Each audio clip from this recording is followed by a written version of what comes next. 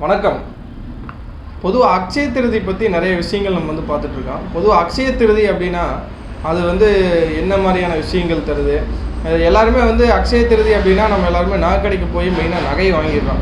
நம்மகிட்ட இருக்கிற காசு இருக்கோ இல்லையோ கடைசிக்கு நம்ம கடனாவது வாங்கி நம்ம போய் ஒரு சின்னதாக ஒரு கிராமில் ஒரு தங்கமாவது எடுத்துடுறோம். பொதுவாக அக்ஷய திருதி அப்படிங்கிறது தங்கம் எடுக்கிறதா அப்படிங்கிறது எல்லாருமே கேட்டிங்க அப்படின்னா, தங்கம் வாங்குறது அப்படிங்கிறது ஒரு ரெண்டாவது விதம்.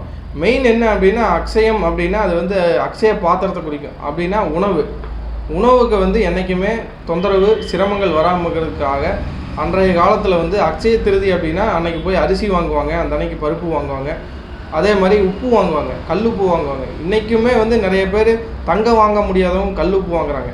அப்போ இதுலேயே நிறைய பேர்த்துக்கு தெரியும். அப்போ உணவு சம்மந்தப்பட்ட விஷயங்களுக்கு மெயினாக அக்ஷய திருதி அப்படிங்கிறது மெயினான விஷயமாக எடுத்துகிட்டு அதுக்கப்புறம் தான் நம்ம நகை வாங்குறதுக்கு பார்க்கணும் அப்படிங்கிற ஒரு விஷயம் இருக்குது.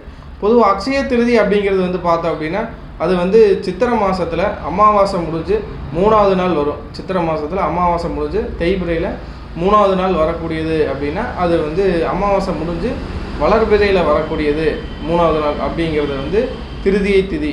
அதுதான் அக்ஷய திருதியை அப்படின்னு நாம் சொல்கிறோம். அப்போ இந்த அக்ஷய திருதியை இந்த 2025 எப்போ வருது அப்படின்னு பார்த்தோம்னா 29/4/2025 அந்த அன்னைக்கு சாயங்காலம் 5:40க்கு ஆரம்பித்து அதே மாதிரி 30/4/2025 அந்த அன்னைக்கு மத்தியானம் 2:20 முடியுதுங்க. அப்போ இதில் பார்த்தோம் அப்படின்னா இந்த 30ஆம் தேதி காலையில் 10 to 11 வாங்கலாம், அல்லது 9 to 10 வாங்கலாம், அதே மாதிரி 1 to 2 வாங்கலாம். இது புதன்கிழமை நாள். பொதுவாக அக்ஷய திருதி அப்படிங்கிறது புதன்கிழமை நாள் நம்மளுக்கு மத்தியானத்து வரைக்கும் இருக்குது. பொண்ணு கிடைச்சாலும் புதன் கிடைக்காது அப்படிங்கிற மாதிரியான விஷயங்கள் இருக்குது. பொண்ணு கிடைத்தாலும் புதன் கிடைக்காது அப்படிம்பாங்க. இது பர்டிகுலராக புதன்கிழமை அன்னைக்கே நம்மளுக்கு வந்திருக்கிறது இந்த வருஷத்தில் இது ஒரு மிகப்பெரிய ஒரு நல்ல விஷயம். அப்போ இதை எல்லாருமே கரெக்டாக பயன்படுத்தி எல்லாருமே அது மெயின் அக்ஷய திருதி அன்னைக்கு உணவு வாங்குறது எல்லாருமே பாருங்கள். உணவு முடிஞ்ச அளவுக்கு தானம் கொடுங்க.